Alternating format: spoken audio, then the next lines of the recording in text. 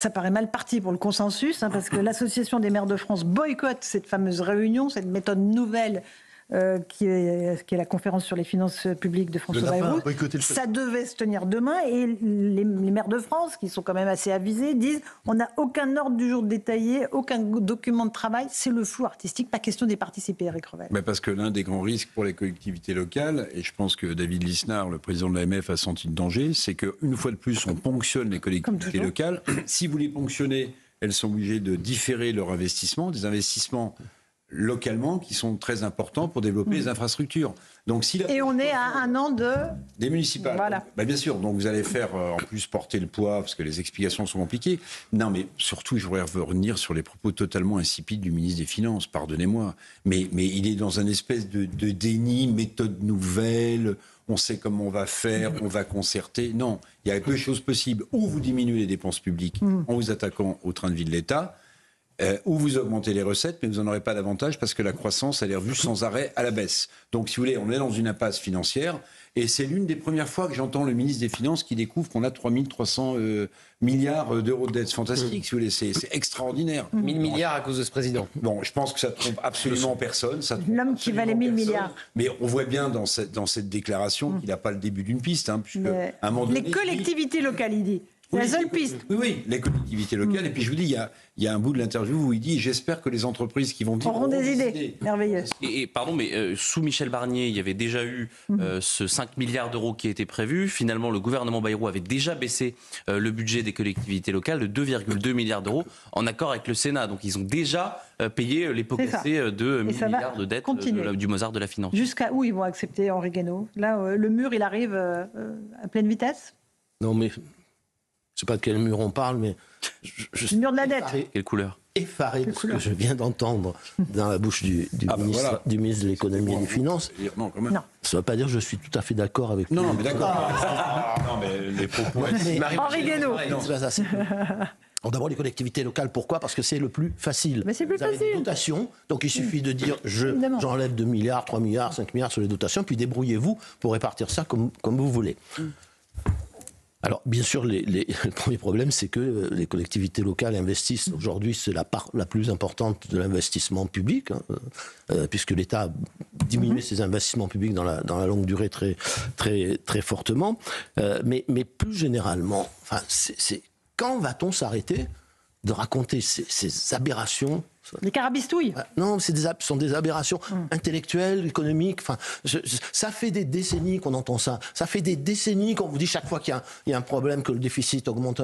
Vous dites voilà. Alors maintenant, vous allez voir, on va faire un grand plan avant, c'était pour l'inflation, on faisait des plans de refroidissement. Maintenant, on fait des plans. On va diminuer les dépenses, on va diminuer les recettes et on va rétablir l'équilibre. Alors tant cette année, tant l'année prochaine. Alors, je vais juste soulever deux points qui me paraissent tellement absurde, aussi absurde d'ailleurs que l'obsession de Donald Trump sur les balances commerciales. Absurde économiquement. Comment peut-on continuer à parler des finances publiques sans jamais prendre en compte les relations entre les finances publiques et le reste ? C'est-à-dire l'importance des effets que tout le reste, je parle de la vie des gens, de la vie sociale, de la vie économique, a sur les finances publiques et tout l'effet que les finances publiques ont sur tout le reste, la vie des gens, la vie sociale, la vie économique. Si vous traitez les finances publiques à part comme un sujet en soi, vous ne pouvez pas vous en sortir.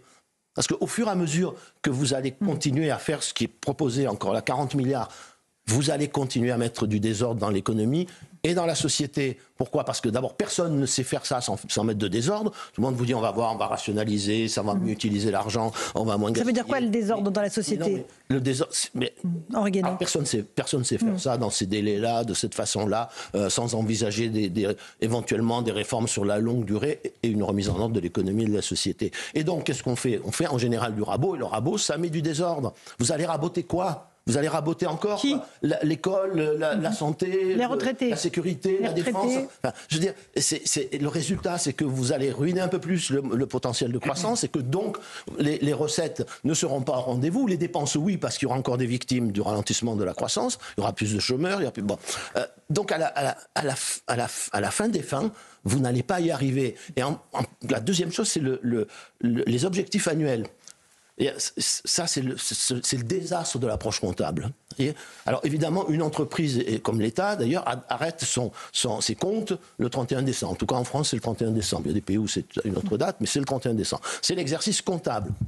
Pour que ça soit important pour l'entreprise, on peut le comprendre, non pas d'un point de vue économique, mais parce que l'entreprise, elle doit verser des dividendes, il faut bien les calculer à une date, et donc on les calcule le 31 décembre. Et puis d'autre part, l'entreprise, elle doit payer des impôts. Et donc, il faut calculer l'impôt. C'est-à-dire, il faut arrêter les comptes, regarder ce qu'il y a comme bénéfice ce jour-là. Mais pour l'État, pour une nation, comme pour une entreprise, l'histoire ne s'arrête pas le 31 décembre. Il n'y a pas de 31 décembre. Vous pouvez très bien avoir un résultat magnifique le 31 décembre, même pour une entreprise, avoir une trésorerie pléthorique, et puis, 3 jours après, avoir une entreprise en faillite parce qu'elle n'est pas capable de faire face à ses besoins de trésorerie. C'est absurde. Voilà, c'est absurde, et c'est d'autant plus absurde dans cette façon de réfléchir, d'autant plus absurde que vous ne maîtrisez pas les variables qui détermineront le fameux déficit budgétaire. Alors, a fortiori, le 31 décembre. Donc, il n'y a rien de plus aberrant que ça, et ça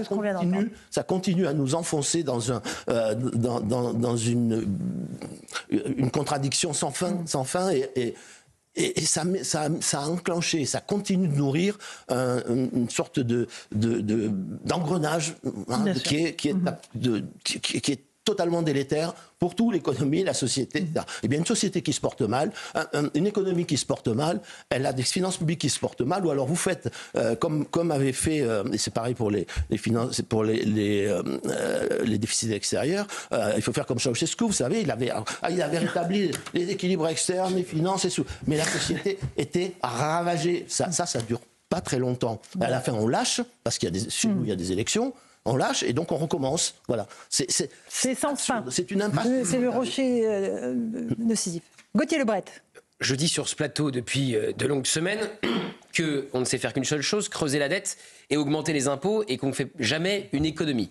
Je vais pas râler le jour où il y a un ministre de l'économie qui propose d'en faire 40 milliards. Ça ne serait pas très cohérent. On dépense beaucoup trop. Les présidents succèdent en France et creusent la dette. On a eu le record avec Emmanuel Macron, 1000 milliards supplémentaires. Alors évidemment, il y a eu des crises. Il y a eu le Covid, il y a eu le gilet jaune, crise énergétique, et à chaque fois, on nous sort le quoi qu'il en coûte. Aujourd'hui, la première dépense de l'État, ce sont les intérêts de la dette. Donc c'est de l'argent mis tout simplement à la poubelle. Donc on dépense évidemment beaucoup trop. Il ne s'agit pas d'aller raboter le budget des policiers, le budget des hospitaliers. Il s'agit de dire que peut-être qu'en France, il y a trop d'administration, il y a trop d'administratifs. Pourquoi est-ce qu'on a des comités Théodule qui ne servent à rien? Pourquoi est-ce qu'on continue avec ce millefeuille territorial qui est beaucoup trop épais? Il y a des choses à supprimer.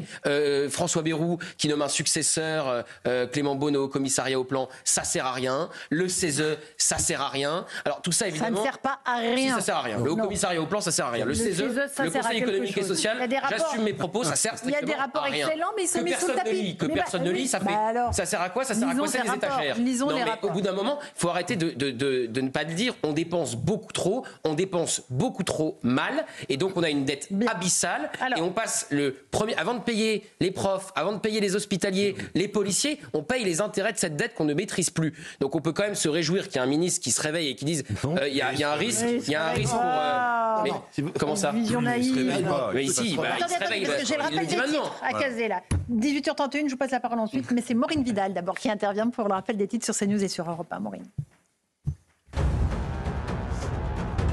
Bonsoir Laurence, bonsoir à tous. À la une de l'actualité, information judiciaire ouverte contre X pour enlèvement et séquestration dans la disparition d'Agathe dans la Vienne. L'enquête prend une nouvelle direction alors que cette joggeuse de 28 ans est portée, disparue depuis jeudi dernier. Ce changement vise à renforcer les moyens mis en œuvre, a annoncé le procureur de la République à Poitiers. Les enquêteurs ont reçu 90 signalements depuis le début de l'appel à témoins vendredi. Semaine noire en vue à compter du 5 mai pour la SNCF. Plusieurs organisations syndicales appellent contrôleurs et conducteurs à la grève. Ils demandent notamment une revalorisation salariale ainsi que la prime de travail et appellent à des négociations avec la direction. De fortes perturbations sont donc certainement à prévoir. Et après une frappe russe d'ampleur sur une réunion de l'armée ukrainienne à Soumy, Moscou accuse Kiev d'utiliser la population civile comme bouclier humain en plaçant des installations militaires dans des zones densément peuplées. 2 missiles balistiques ont été utilisés par l'armée russe, a reconnu le ministère de la Défense dans cette frappe qui a fait au moins 34 morts. Maureen, merci beaucoup. Je voudrais juste qu'on écoute les Français sur cet effort supplémentaire de 40 milliards d'euros qui nous est demandé par le gouvernement. Évidemment, ils ne sont pas dupes, ils savent que ça va se terminer dans leur poche. Écoutez-les. Il faut trouver là où l'argent a fructifié avant tout, parce que ce n'est pas dans le portefeuille des petits salariés. Je pense qu'il y a eu de gros bénéfices pour certains qu'on prétend donc milliardaires. On peut faire un petit effort pour l'ensemble de la collectivité, ça serait bien. Tout de suite veulent attaquer les riches, mais s'il n'y a pas de riches, la France ne tourne pas. Tout le monde doit participer, c'est notre pays qui est en dette, qu'il faut relever. Bon, les budgets sociaux sont énormes. Depuis quelques années, ils n'ont cessé de progresser. Donc je pense qu'il y a pas mal de choses à regarder de ce côté-là. Beaucoup d'argent, beaucoup de polémiques autour de l'argent qui part en fumée pour des postes payés à rien faire. Voilà, je ne me permettrai pas d'émettre de jugement là-dessus, mais je pense qu'il y a effectivement des dépenses ministérielles qui pourraient être largement revues. Voilà pour les Français. Éric Revel, rapidement, Henri Guénaud. Le ministre des Finances, il ne va rien faire. C'est Hibernatus. Il vient de se réveiller et il vient de découvrir qu'on avait une dette. Je n'ai pas dit qu'il allait faire, j'ai dit qu'il vaut mieux dire ça que le contraire. Attendez, mon cher Gauthier. Vous commencez par dire Gauthier Lebret se trompe, donc permettez à Gauthier Lebret de vous répondre. La situation est paradoxale quand même dans ce pays. Vous avez un taux d'épargne qui est très élevé, 18%. Les Français ont peur. Et puis vous avez des Français dans le dernier IFOP sur précarité, utilisation et achat de produits d'hygiène qui disent qu'ils partagent un tube de dentifrice, qu'ils ne peuvent plus s'acheter de gel douce, de douche ou de savon. Donc si vous voulez, il y a quand même cette situation. Mais moi, ce qui me met en colère, je vais vous dire, c'est que nous, les Français, on donne des leçons à la terre entière, notamment en matière de finances publiques. Vous avez vu que la dette, les finances publiques italiennes ont été saluées par les agences de notation qui ont réévalué la dette italienne en disant voilà une bonne trajectoire. Vous avez vu que M. Milei en Argentine, tellement décrié avec sa tronçonneuse... Qu'est-ce qu'il a fait ? Qu'est-ce qu'il a fait ? Attendez, je vous donne le résultat. Il a coupé dans la fonction publique. Ah tiens. Oui, mais qu'est-ce qu'il vient d'obtenir ? Il vient d'obtenir des prêts de la Banque mondiale et du FMI de 42 milliards de dollars. Ah bah tiens. C'est donc on salue. Donc il augmente la dette. Les organisations internationales. Oui, mais enfin, avant on ne prêtait pas à l'Argentine, Monsieur Guénaud. C'était assez récent. Et puis je regardais un truc, un papier dans Le Monde. Vous avez vu l'économie russe ? Ses meilleures années en termes de croissance en 2023 et 2024. Vous savez, c'est Bruno Le Maire qui devait mettre à genoux l'économie russe. Pour des raisons particulières, parce qu'il y a une industrie militaire qui tourne à plein régime. Très bien, mais c'est l'économie de guerre. Évidemment, ils ont envahi l'Ukraine. Donc on va pas se mettre en économie de guerre. Mais il ne s'agit pas de se réjouir, mon cher Gauthier.